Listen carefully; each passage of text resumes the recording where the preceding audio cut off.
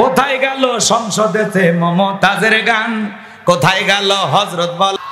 এই বিশ্ব রেকর্ড ছিল বিশ্ব নবী 63 বছরের জিন্দেগিতে একটি মিথ্যা কথা বলেননি। এমন মানুষকে নেতা হিসাবে কারা কারা মানতে রাজি? দুই হাত তুলে দেখান। লিল্লাহি তাকবীর। আমার নেতা তোমার নেতা। কেমন নেতা পাইছি, কেমন নেতা! সে 63 বছরের জিন্দেগিতে একটি মিথ্যা কথা বলেননি। এমন বিশ্ব রেকর্ড পৃথিবীর দ্বিতীয় কোন নেতার আছে? জোরে বলেন আছে? আমাদের সমাজের নেতারা তো মিথ্যা বলতে বলতে চেহারা বেঁকা হয়ে গেছে, এক পা কবরে ঢুকে চলে গেছে, এরপরে মিথ্যা বলা ছাড়ে না। এত মিথ্যা কথা ওনার গোল বলতে পারে, শয়তান পর্যন্ত বলে আমি এত খারাপ না। কথা কয় না? মিথ্যাবাদী আছে না নাই? হেলিকপ্টার দিয়ে ফানি দিছি। আরে জাতির সাথে জাতীয় তামাশা করেছিল ওরা। এ কথা কন না কে আপনারা? রাগ করেন না, সামনের দিকে যায়, কষ্ট মনের মধ্যে নেবেন না। বড় বড় কথা বলতো, আজকে কই গেল? কথা কন না কে? মন্ত্রীরা সব কোথায় গেল? কোথায় কাদের কাকা?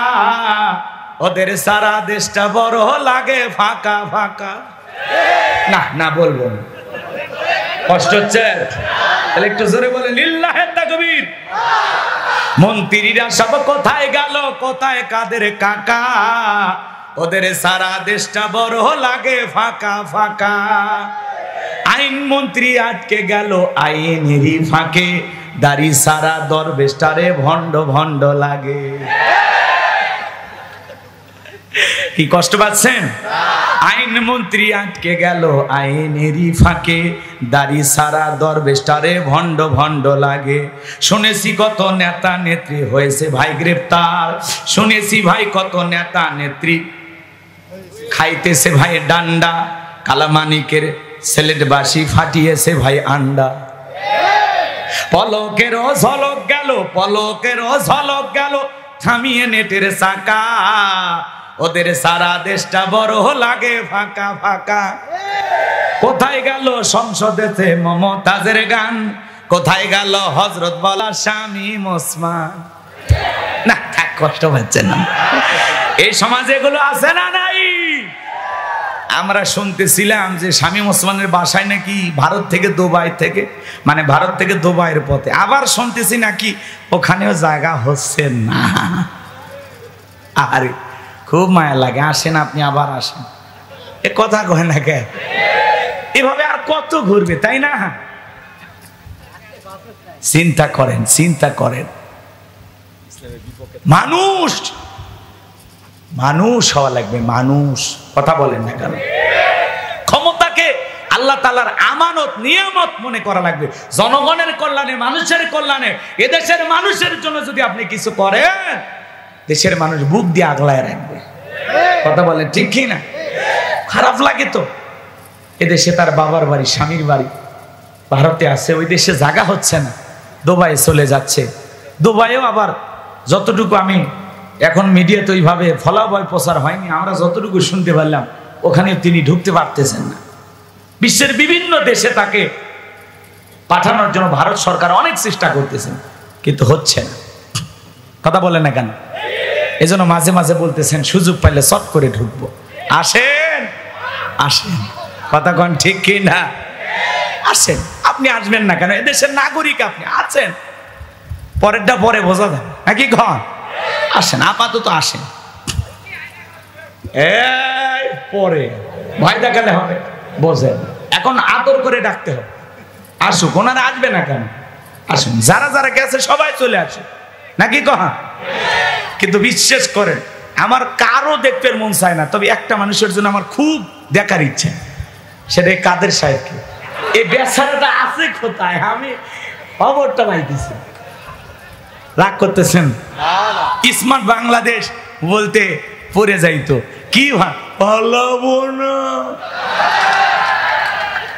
প্রয়োজনে ফখরুল সাহেবের ঠাকুরগাঁয়ের বাসায় গিয়ে উঠবো। কি ফখরুল সাহেব জায়গা দিবেন না? কই গেল বেচারা? খুব দেখতে মনে চা। এই লোকটার তথ্য এখনো পাওয়া যাচ্ছে না। কথা বলে ঠিক কি না? আবার ফখরুল সাহেব ঠাকুর গায়ে যা বলে, কই কাদের সাহেব আপনি আসেন, আমি মেহমানদারি করার জন্য প্রস্তুত। আমার ভাইয়েরা মন খারাপ করবেন না, সমাজের বাস্তবতা মাঝে মাঝে তুলে ধরা লাগবে। অনেকে আবার ওসখোস করতে পারে, হুজুর ওয়াজের মধ্যে এগুলো কি, এগুলো মাঝে মাঝে বলা লাগবে। দেশের মানুষ ভুলে গেলে হবে না, সচেতন হওয়া লাগবে। কারা কি ব্যবহার করেছে ভুলে গেলে চলবে? কারা আইনা ঘর বাড়িয়েছে, কারা দেশের কোরআনের পাখিকে বিদায় করে দিয়েছে, কারা এ দেশের নিরীহ মানুষকে ফাঁসি দিয়ে বিদায় করেছে, অতীত ভুলে গেলে চলবে না। ইতিহাস কিন্তু ঘটনা ঘটার পরে লেখা হয়। এই জন্য সব কথা বাংলার মুসলমান মনে রাখবে, এদেশের জনগণের সাথে কে কেমন ব্যবহার করেছে। এই জন্য ভাইয়েরা আমার, দুনিয়ার জমিনে তারা লাঞ্ছিত হবে, দুনিয়ার জমিনে তারা অপমানিত হবে, তার বাস্তব উদাহরণ আমরা দেখতে পাচ্ছি। এজন্য জুলুম করতে নাই, মানুষকে ভালোবেসে বুকে টানতে হবে। কথা বলেন ঠিক কিনা? চলেন ভাইরা আমার, ছাত্রদের গণ আন্দোলনে আপনারা দেখেছেন গণভবন কিভাবে দখল হয়েছে। আমি আশ্চর্য হয়ে গেলাম, এদেশের ছেলেদের এমন আবেগ। একজন দেখলাম সংসদ ভবনে ওই চেয়ারে বৈশা বিড়ি টানতেছে। আমি এটা দেখার পরে কষ্ট পাইছি, কারণ আবেগ ভালো, এত আবেগ ভালো না। কেউ ফ্রিজের মাছ, কেউ বাবা রান, যে যেমনে পেরেছে কাপড় চোপড় পোশাক আশাক কেউ কিছু বাকি রাখেনি। পরে আবার অনেকে ওই সবকিছু ফেরত দিয়ে আসছে। কথা বলেন ঠিক কিনা? মনে রাখবেন, আলেমদেরকে বেইজ্জত করতে আসলে আল্লাহ একদিন আপনাকে বেইজ্জত করবে। কথা বলেন ঠিক কিনা?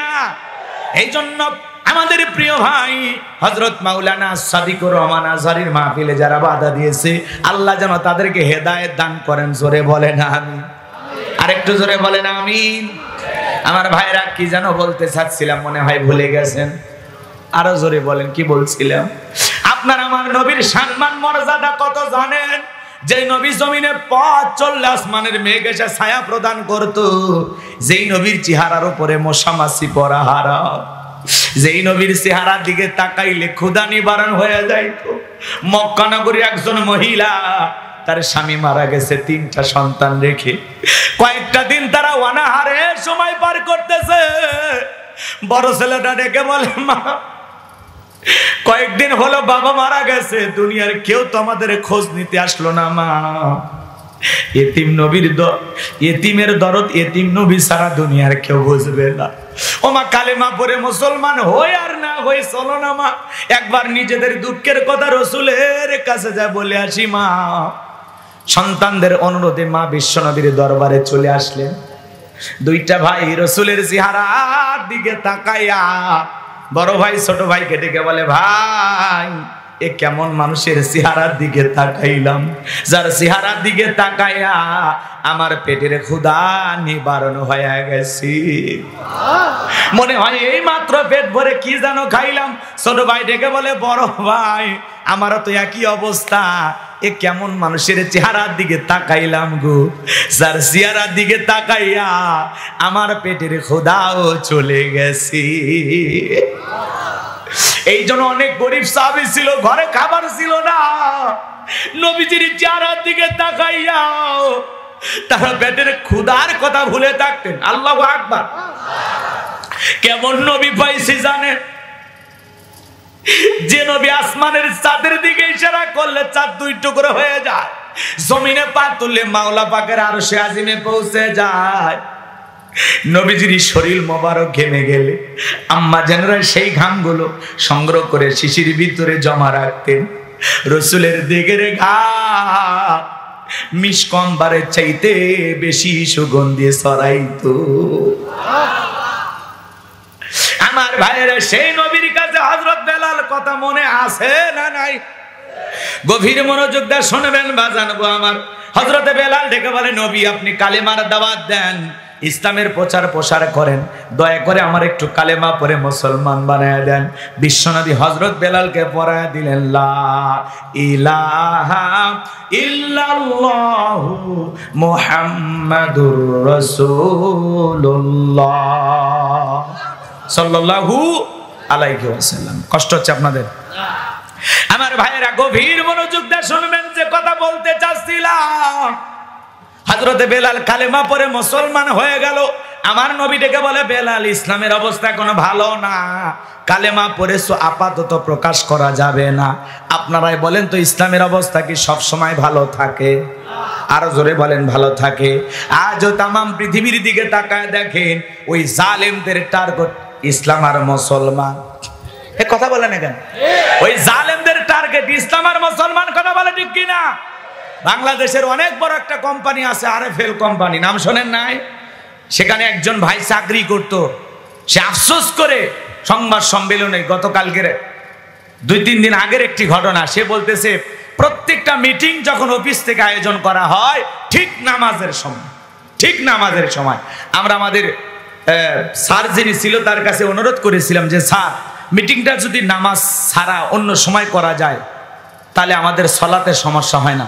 তখন বলতেছে এগুলো নামাজ কালাম বাড়িতে যায় পড়ে। নাউজুবিল্লাহ, কালকেও করেন। চিন্তা করেন, মুসলমানের দেশে মুসলমানের টাকা দিয়ে আমরা যে কোম্পানিগুলোকে লালন পালন করি, তাদের কোম্পানির বিভিন্ন জিনিস আমাদের ঘরে নিয়ে যায়। কথা বলেন না কেন? রাগ করতেছেন আপনারা? এখন তারা যদি নামাজ পড়ে এমন ব্যক্তিদের সাথে এমন আচরণ করে, বলেন তো ওই কোম্পানির প্রোডাক্টগুলো কি কেনা যাবে? ওই কোম্পানিগুলো বয়কট করা দরকার আছে না নাই? নামাজে বাধা দেয়, এরা দাড়ি দেখলে সমস্যা মনে করে, জামাত শিবির ট্যাগ লাগায়। সেই ছেলেটা বলতেছে এগুলো জামাত শিবিরগিরি, এই আরএফএল কোম্পানিতে চলবে না। নামাজ পড়লে বাড়িতে যা পড়বা, অফিসে কোনো নামাজ হবে না। এইভাবে তারা কথা বলতেছে। এই জন্য আমরা বলতে চাই ভাই, ইসলাম বিদ্বেষী মাঝে মাঝে বিভিন্ন কোম্পানিতে আমরা এরকম দেখি। কথা বলে না কেন? তারা নামাজকে পছন্দ করে না, দাড়িকে পছন্দ করে না, কেউ আল্লাহর জিকির করে পছন্দ করে না। এমন কোম্পানির জিনিস আমরা আমাদের ঘরে কিনবো না। কথা বলে ঠিক কিনা? এজন্য বলবো এখন আপনারা সতর্ক হয়ে যান। কারণ বাংলাদেশের মানুষ যদি একবার জেগে ওঠে আর যদি বয়কটের দাবিতে দেশের ওলামা ইকরাম সচ্চার ভূমিকা পালন করে, ওইরকম কোম্পানি 2-1 বছরের মধ্যে নিশ্চিহ্ন হয়ে যাবে। কথা বলে ঠিক কিনা? ফিরিয়ে দিলে তোদের বদনাও কেউ কিনবে না। কথা কয় না কেন? সাবধান হয়ে যাও। সব জায়গায় ইসলাম বিরোধী লোক আছেই, এ কথা কন না কেন? আজও তামাম পৃথিবীর দিকে তাকায় দেখেন, ইসলাম আলাদের বিরুদ্ধে ষড়যন্ত্র করার জন্য মানুষ আছে না নাই? বিগত 16 বছরে এই দেশে সবচেয়ে বেশি নির্যাতন জুলুমের শিকার হয়েছে এদেশের ওলামা ইকরাম, দাড়ি টুপি নামাজিরা। কথা বলে ঠিক কিনা? আমার ভাইয়েরা গভীর মনোযোগ দিয়ে কথাগুলো বোঝার চেষ্টা করবেন। হযরতে বেলাল ডেকে বলেন, নবী আমার জীবনের কোনো দাম নাই। আমার বনি বোমায়কে বলেছিলাম উর্দুম বা ছাগল পেশাব পায়খানা করে দেয়, ওই ঘরে থাকতে আমার বড় কষ্ট হয়, আমার জন্য আলাদা একটা ঘরের ব্যবস্থা করে দাও। ওমায় ডেকে বলে, বেলাল রে, উর্দুম বা ছাগলের দাম আমার কাছে আছে, কিন্তু তোর মতো কালো হাফসি বেলালের দাম আমার কাছে নাই। জোরে কন্যা উজুবিল্লাহ। ও নবী, আপনি শুধু আমাকে দোয়া করে দেন, মৃত্যু পর্যন্ত যেন আমি কালেমার পথে টিকে থাকতে পারি। বিশ্ব নবী হযরত বেলালকে দোয়া করে দিলেন। হযরত বেলাল চলে গেলেন। আমার ভাইয়েরা, পরের দিন সকালবেলা সূর্য উদয় হয়েছে, অনেকটা বেলা গড়িয়েছে। হযরত বেলাল দরজা খোলে না। অন্যান্য চাকর বাকর যারা আছে ওরা নালিশ নিয়ে চলে গেল উমাইয়ার কাছে। যা বলে, উমাইয়া এখন পর্যন্ত বেলাল দরজা খোলে নাই, উর্দুম বা ছাগলের পেশাব পায়খানা পরিষ্কার করে নাই, তাই নাকি? বলে, হ্যাঁ ঠিক আছে চলো। এইবার দরজা এসে ডাক দেয়, বেলাল দরজা খোলো। হযরত বেলাল দরজা খোলে না, জোরে করে ধাক্কা মারছে, দরজা খুইলা গেছে।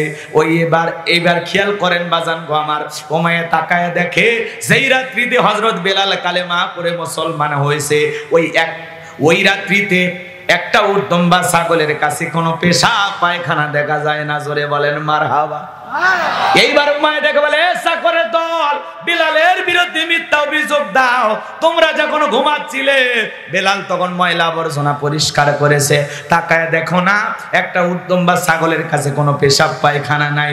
এইবার বলতেছে, যাও নিজেদের কাজ করো, বেলালকে বেলালের মতো থাকতে দাও। ওদেরকে দাঁড়িয়ে দেওয়ার পরে এক পা দুপা করে হযরতে বেলালের কাছে চলে গেলেন। হযরতে বেলাল দেয়ালের সঙ্গে পিঠটা লাগায়া জিহ্বা নাড়ায়া জিকির করে কার? এইবার উমাইয়া বেলালের কাছে যা হালকা করে ধাক্কা মারছে, যখন জবান দিয়ে কালেমার আওয়াজ বের হয়েছে, তখন উমাইয়া ডেকে বলে, বেলাল তোর জবান দিয়ে কি শুনলাম, তুমি কি মুসলমান হয়েছো? হযরতে বেলাল ডেকে বলে, মুসলমান হয় যারা মিথ্যা কথা বলতে পারে না তারা। অকুলু কওলান সাদিদা, মুসলমানেরা হবে সত্যবাদী, মুসলমানেরা কখনো মিথ্যাবাদী হতে পারে